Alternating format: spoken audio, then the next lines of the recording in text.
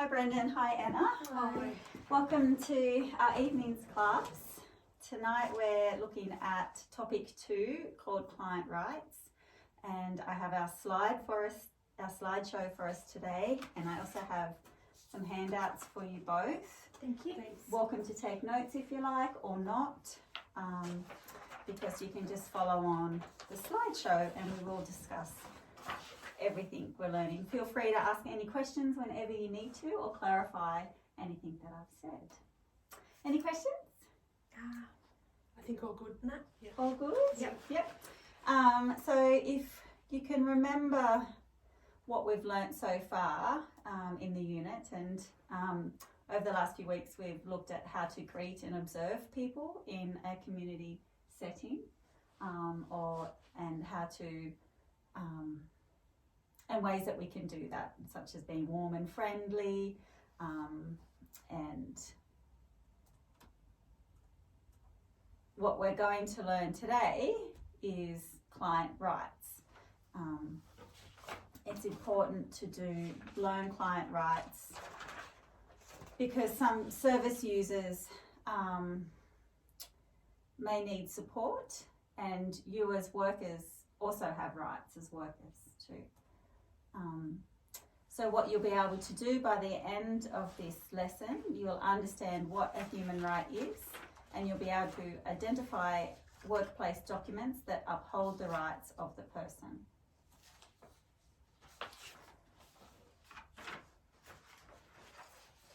All people with support needs have the right to privacy, to be treated with dignity and respect, and to be provided information and support they require to be able to make informed decisions.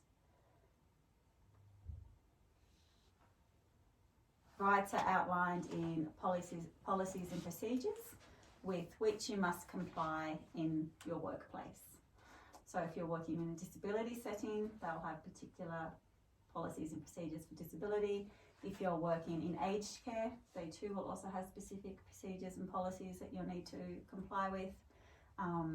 The same with health settings and any other non-government services providing services to people with needs. There are also some rights specifically put in place by legislation, and then, like I said earlier, workers also have rights in the workplace. As a worker, you'll be asked to confirm the service user understands their rights. You may be asked to request them to sign documents, and you may need to provide materials about the service, such as service information, or if they need to seek other services, providing information about those other services as well.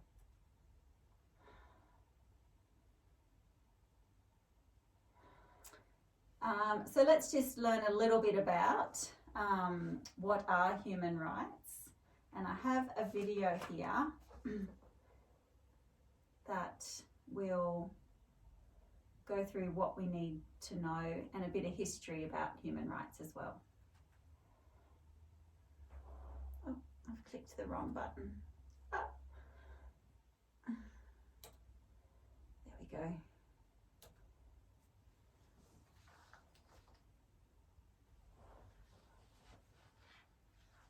What are human rights really?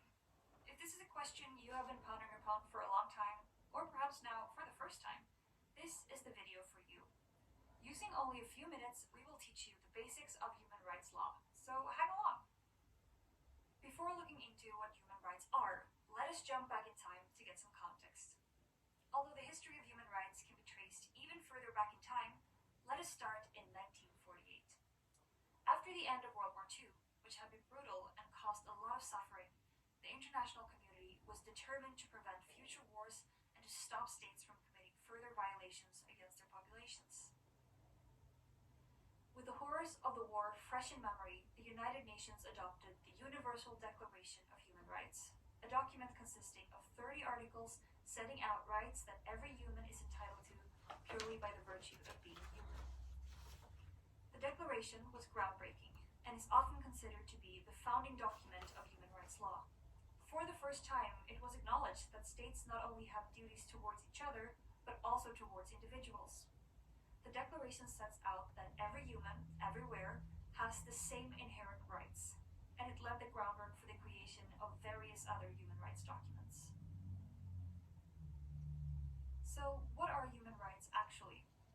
Human rights are rights and freedoms that, as we learned, belong to every individual. They protect us, like this shield here, from power abuses by states. This means that human rights are entitlements of individuals, but also obligations of states. On a general level, human rights can be divided into two categories: civil and political rights, and economic, social, and cultural rights. The rights that belong to the first group, civil and political rights, are connected to the possibility of everyone to participate in public life and be free from state abuse and repression.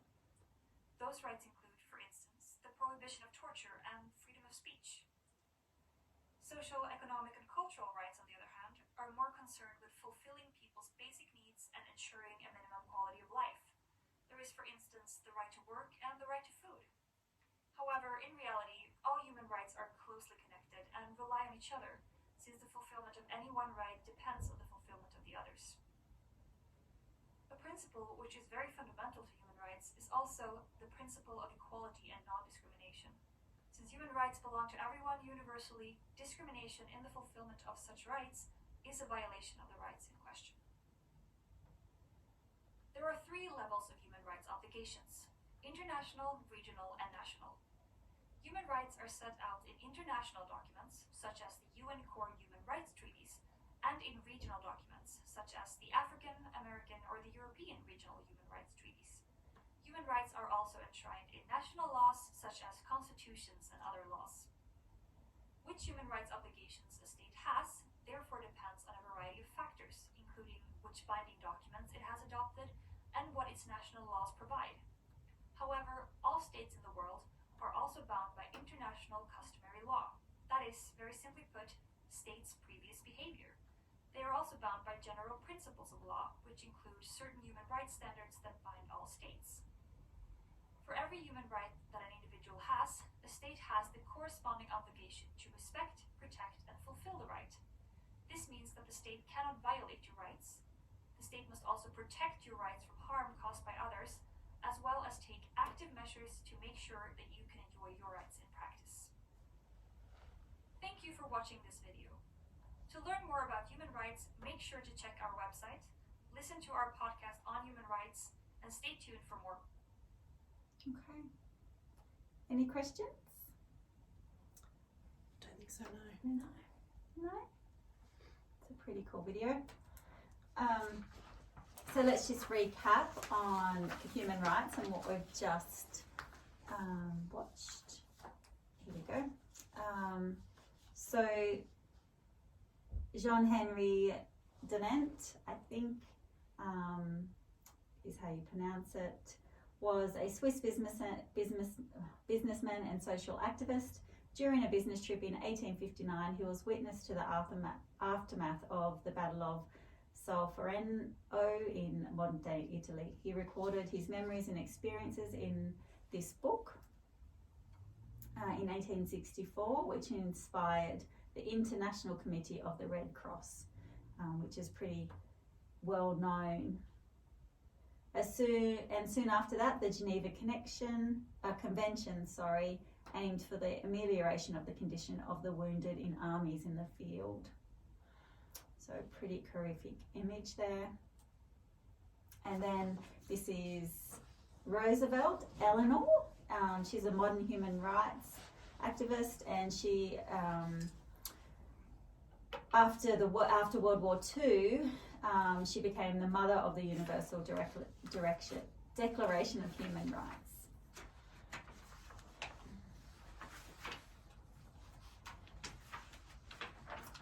We saw the Universal Declaration of Human Rights, which we have to the picture on the right, and these are in relation to individual countries' rights, beliefs, and fairness and equity for all. Some of them on here include freedom and equality, which I just said, lifestyle, liberty, security, ban on slavery and servitude, ban on torture, asylum, social security, fair and public trials, just to name a few. There's around 30 odd. Specifically, some human rights are based on physical needs, and they're to, for example, a physical need would be the right to seek medical treatment, the right to food and water. Any others that you might think of that would relate to a physical need? Like they were saying about torture, like is that sort of what that would talk about, that you know that you have a right to not be exposed to Violence? I suppose, violence. Yeah, absolutely. Other human rights protect us, and these are the right to be free from torture, cruel treatment and abuse, and also to develop our fullest potential. So does anyone have a go at what one of these might be? Could that be like the right to employment, to experience, gain knowledge on, to become the best at what you can be? Perfect, yeah. And she's carrying a school book and a ruler, so the right to education and work, like you said, and participate in community as well. This is talking about the fullest potential, but it's a different picture. It's showing apartheid in South Africa, and white and coloured. You can see that the fountain that has the white sign underneath it is hooked up with a system and has larger even. What do we notice about this one? It's a lot smaller. Yes. Yep. And it's just real bare, and but it also looks like it's the same water. Like, do you know what I mean? Like they're drinking the same water, but one looks really nice and appealing, and the other one just looks not like a punishment, but like almost, like prison sort of style or something like that. What do you notice about this pipe? It's like this side is the overflow of the... Yeah, this one's The leftovers. Yeah. Yeah. So when we're talking about our fullest potential, the person drinking from this fountain is getting... It's really obvious then, isn't it? That side is sort of denied the full potential. Absolutely, yeah. Any other questions in relation to what a human right is? I think it's all good. Okay, so we'll move on to an activity then. And this activity looks at, is this an opinion or a right? And these are just random Google quotes or something from the internet that I've picked up that are saying that this should be a right, or they've just put it out there. But what we do know is that all the information on the internet is incorrect. So would someone like to have a go at reading the first one in the red? Yep, I can do that. The individual should have the right to treatment which enhances the person's dignity and quality of life. Yeah. The individual should have the right to treatment which enhances the person's dignity and quality of life. Opinion or right, do you think? All right. Yeah, I think it's a right. Yeah, tick. This next one here in large brown writing. Would anyone like to have a go at reading that one? Yeah, I will. All countries should have the right to pursue a nuclear defence. Thank you. Yeah, what do you think about that one?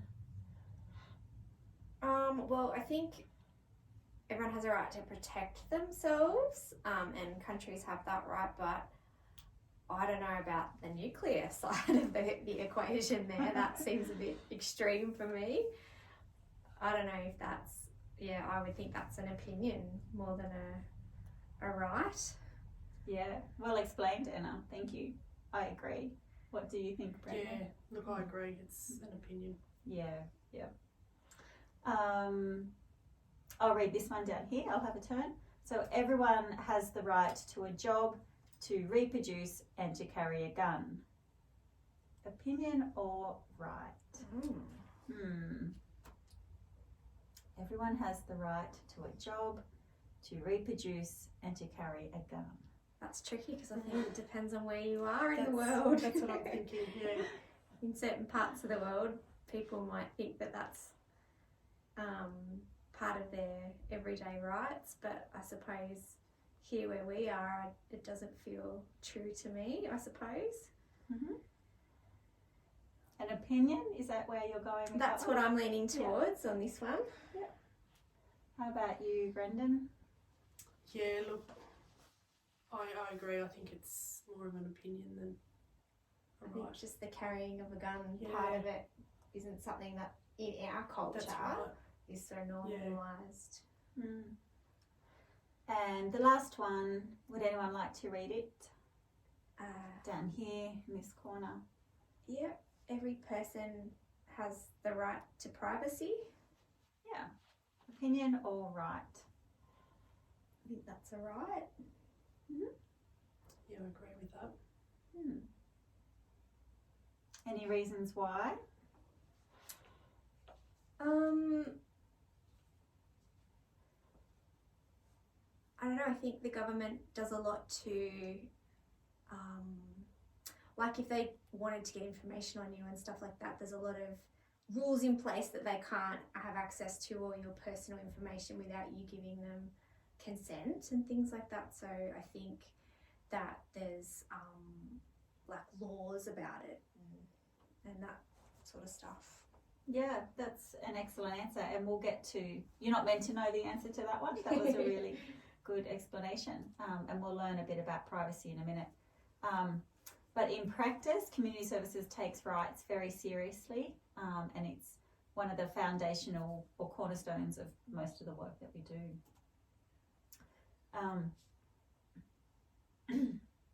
This slide is showing the Healthcare Complaints Commission, because the complaint may be made to the Commission about any health services provided in New South Wales.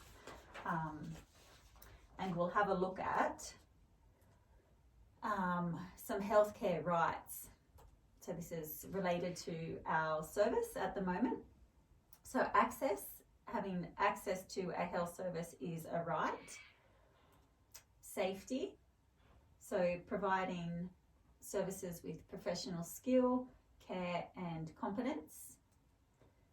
The respect is another one, by providing care in a manner that is respectful of a person's culture and beliefs and that is free from discrimination.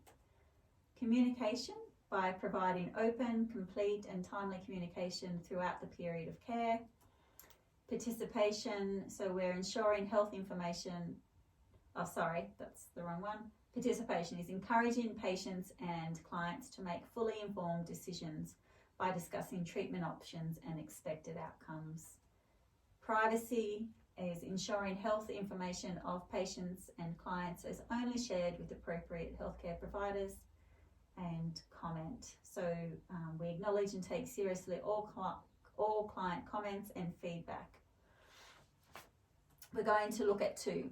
So we're going to break it down and just discuss two today. And I've got a handout here that you can, so two rights for health services. The first one is the right to dignity and the second one is the right to privacy. So does someone have an idea, before we read the bullet points, does someone have an idea of what the right to dignity may look like or include? Or have any ideas about that? I guess it's the way you expect to be treated just generally. When a service user would come into the service, that they would expect to be treated with like respect and to be spoken to in a certain way, like in a professional way. Yeah, not be spoken down to. Yeah. And further to that, and it's regardless of who you are and where you come from. So the first bullet point there, exactly what you said, spoken to and treated with respect. So the next point says concern for their feelings and their rights. The next one is respecting the differences. So we've covered all those in what we've just spoken about. The next one is in our listening and understanding, we can demonstrate or uphold that right of people, and we can also support control over our own life and ability to communicate and advocate for when someone is unable to communicate or express their right to share their ideas and opinions. We can also recognise friends and family within the service to support anyone also accessing the service at the time. I'm trying to think of a case example for dignity, and it probably could look like end of life procedures in healthcare services, or if you're in an aged care facility, upholding the rights and the dignity of elderly people in that service. Can anyone think of another example of how that may apply? Like I suppose with like teens and young people, and how sometimes they might feel like you're talking at them rather than to them or with them, you know what I mean? Like just sort of respecting that they can make, they have a right to sort of to speak and have their own opinions, and that like participate in the conversation, not just sort of talk to their mum and dad or whatever, but like include them, children and young people and stuff like that. Yeah, excellent. The next one is the right to privacy, and this includes respecting and valuing service user privacy. This includes physical environment, if they're in the environment, that we respect their physical needs when they're in there. This could include making, when I'm thinking about physical environment, I'm thinking about accessing doorways and amenities and facilities within the environment to make it accessible to access the service in the first place even. Yeah. Possessions, so their belongings, anything that they bring with them. Physical and bodily needs, which is also supporting with water or movement around the building. Personal relationships, so they also have the right to choose who they may bring to the appointments, but also in community settings we work with people in relationships, so children in families, for example. They have the right to expect that health in particular, who we're talking about now, protect personal information, so any information that they share with us will remain private and secure. And also they have the right to access their own personal information as well. Any questions? Played along all right? Yeah. All good, I think. Yep. Anna, how about you? Yep. No, it all seems pretty reasonable. Like it all seems to make sense. Yeah. So we'll just do the last thing that we do is a little activity, and I'm going to introduce a workplace document in this one, and this pamphlet is Your Rights and Responsibilities from New South Wales Health Government, and this pamphlet outlines the rights of patients, carers and community members when they access our service. It also has more than 2 rights in it. The list that I presented earlier goes through those, but I would like you to highlight in groups together, highlight and discuss or explain to each other 2, which is the respect and privacy ones that we've just looked at, and then also highlight or find the 5 steps to raise an issue about their care if they need to in this document. And then I'll get you to just verbally pass those responses to me when you're done. Okay. Just this. So Do you want to do the writing bit? Yeah. So, respect. So that's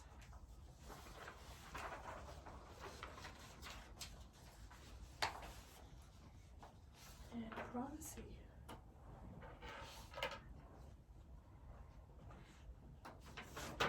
And then, so 5 steps.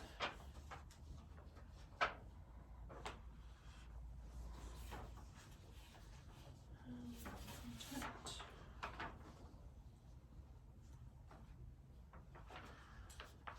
Secure.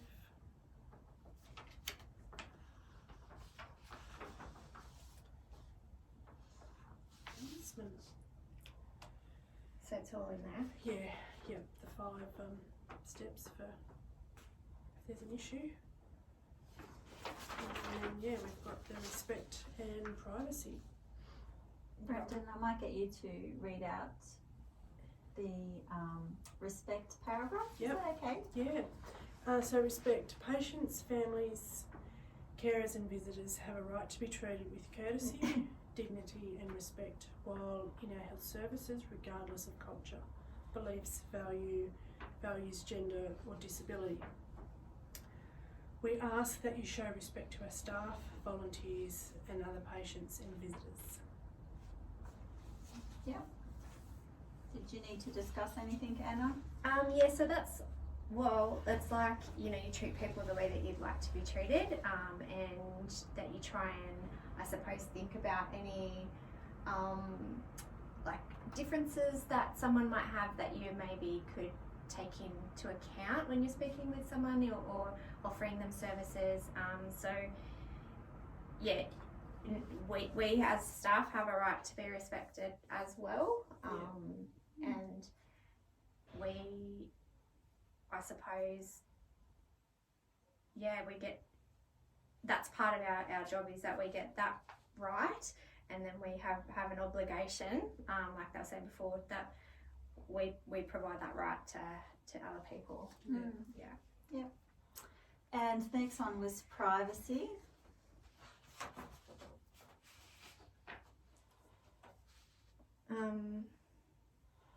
I'll read that out. Your information will be kept in a confidential and secure manner.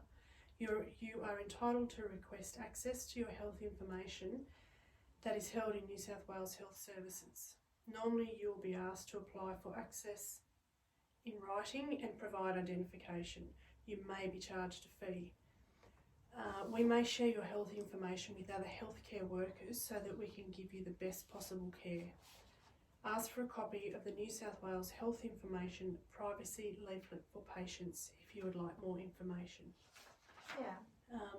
Yeah, so that's like when clients would come in for counselling or something, the counsellor would tell them about when they might have to share information, because otherwise it all stays private. And then, like, with getting access to your health records, there's like a form that they can fill in, and then that goes off to like medical records, and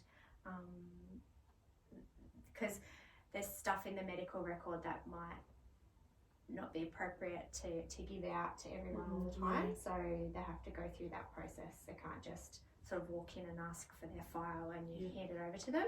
There's has to be steps in place to make sure that health worker privacy is also protected in the information that they've got in the notes as well.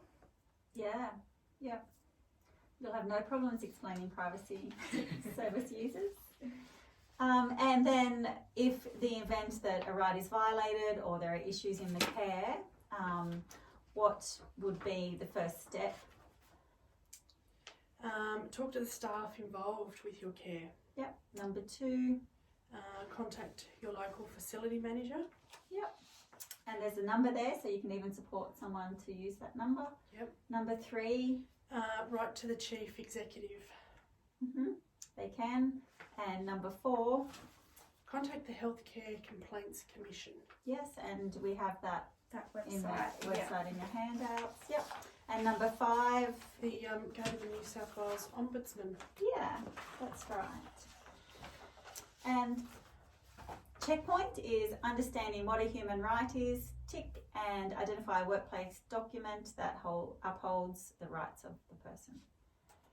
Thank you very much for Thank you. attending your session. Thanks.